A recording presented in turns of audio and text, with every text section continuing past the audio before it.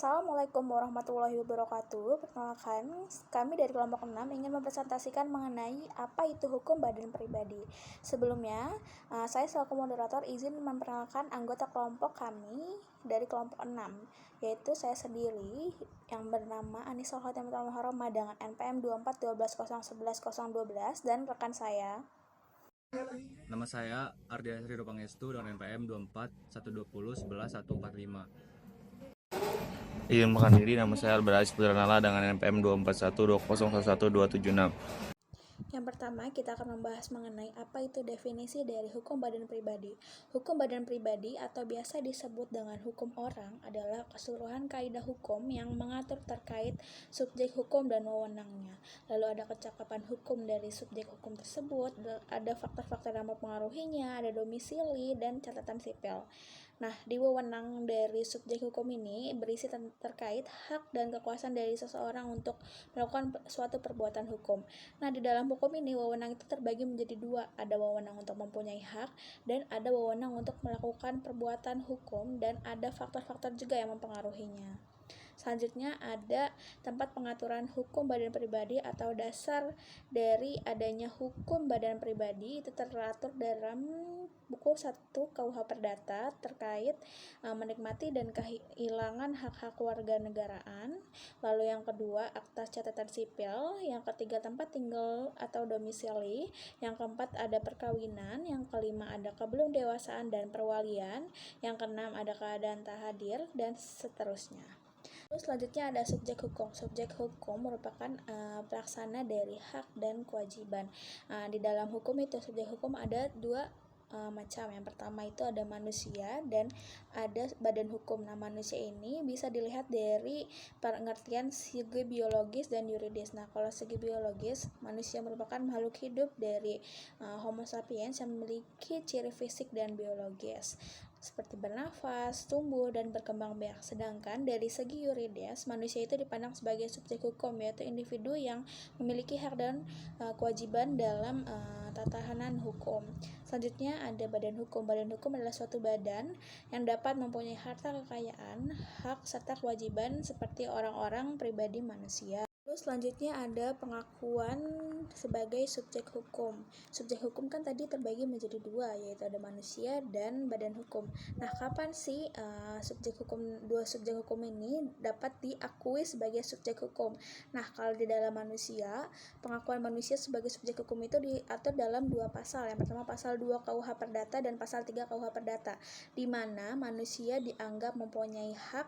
Kalau di pasal 2 KUH Perdata itu berbunyi anak yang ada dalam kandungan seorang perempuan dianggap telah lahir setiap kali kepentingan si anak menghendakinya. Bila telah mati sewaktu dilahirkan, dia dianggap tidak pernah ada. Jadi di sini itu maksudnya adalah manusia itu mempunyai hak sejak dilahirkan, sejak di dalam kandungan malahan. Nah, sejak di dalam kandungan dia dianggap sudah mempunyai hak dengan syarat yaitu dia mempunyai kepentingan dan juga ia mempunyai hidup. Syaratnya yaitu dia punya kepentingan dan dia hidup. Lalu di pasal 3 KUH Perdata itu berbunyi tiada suatu hukuman pun yang mengakibatkan kematian perdata seseorang atau hilangnya hak-hak keperdataan. Nah, jadi tidak ada suatu hal pun yang dapat menghilangkan hak-hak keperdataan.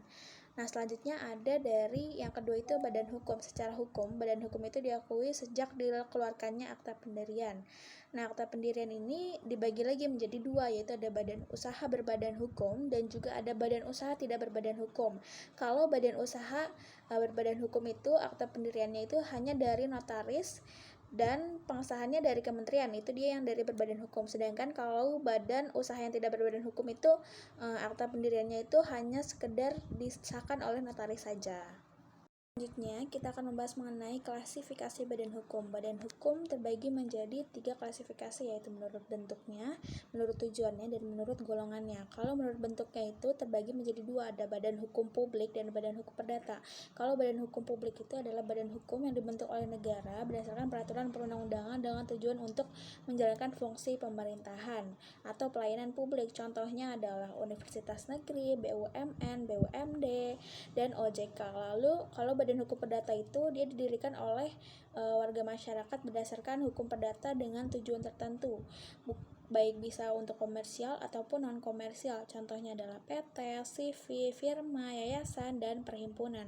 Lalu selanjutnya ada badan hukum menurut tujuannya. Badan hukum menurut tujuannya ini terbagi menjadi 3. Ada yang bertujuan untuk memperoleh keuntungan atau laba, lalu ada yang bertujuan untuk memenuhi kesejahteraan anggota masyarakat, dan yang ketiga itu ada yang bertujuan ideal di bidang entah di bidang pendidikan, sosial, keagamaan, ilmu pengetahuan, kebudayaan, dan kemanusiaan. Lalu selanjutnya ada badan hukum menurut golongannya.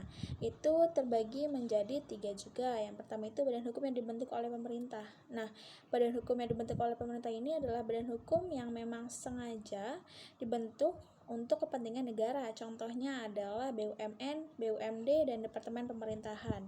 Nah, lalu yang kedua itu badan hukum yang diakui oleh pemerintah, yaitu ini adalah badan hukum yang dibentuk oleh swasta dengan tujuan untuk keuntungan atau kesejahteraan dan diakui oleh pemerintah. Contohnya adalah PT dan koperasi. Lalu yang ketiga itu adalah badan hukum untuk tujuan tertentu.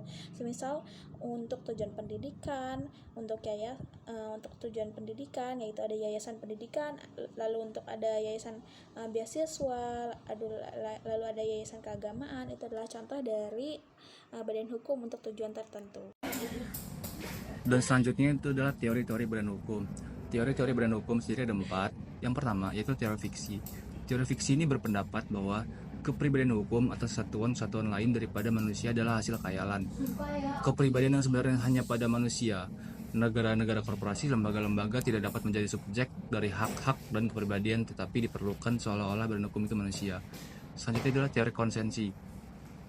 Teori ini berpendapat bahwa badan hukum dan negara tidak memiliki kepribadian hukum, kecuali diperkenankan oleh hukum, dan ini berarti negara. Dan ketiga yaitu teori Zygmunt-Morgan.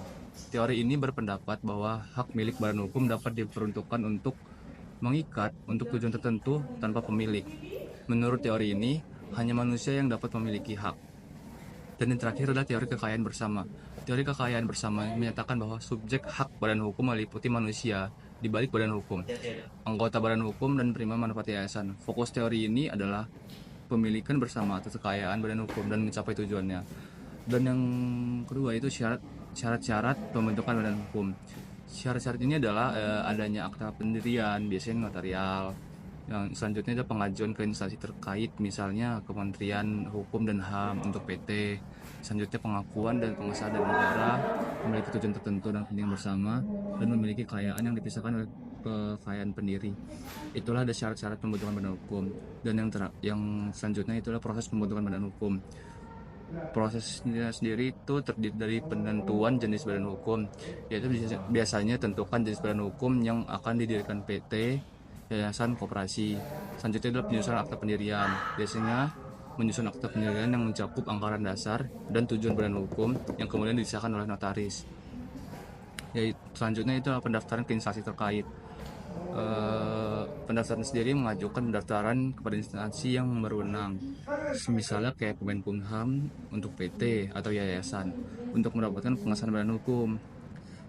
Yang selanjutnya itu adalah pendaftaran pajak. Pendaftaran pajak ini adalah mendaftarkan badan hukum untuk mendapatkan NPWP agar memenuhi kewajiban perpajakan. Yang terakhir adalah pembukaan rekening bank. Pembukaan rekening bank biasanya akan membuka rekening atas nama badan hukum untuk kegiatan operasional. Selanjutnya akan dijelaskan oleh teman saya.